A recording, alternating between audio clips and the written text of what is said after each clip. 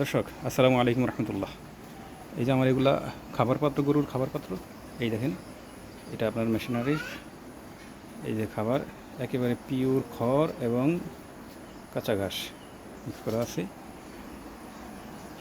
এই যে খাবার হচ্ছে আমার ঘর।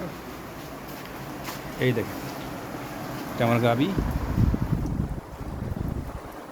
Holstein Friesian.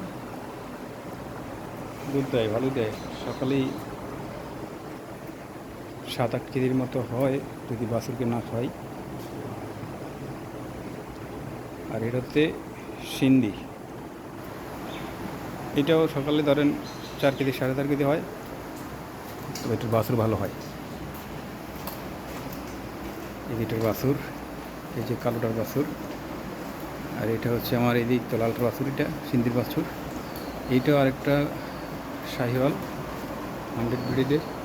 কী খাবার দিই দেখেন, এই যে এখানে আছে হচ্ছে আপনার খড়, কাঁচা ঘাস, খৈল, ভুসি, ভুট্টার গুঁড়া আর ধানের গুঁড়া এবং তিল আছে। তিল একেবারে পিওর দেশাল খাবার, কোনো ভেজাল নেই। অন্যদিন আমি দেখাবো কীভাবে খাবারটা দিই, আমি সেভাবে দেখাবো।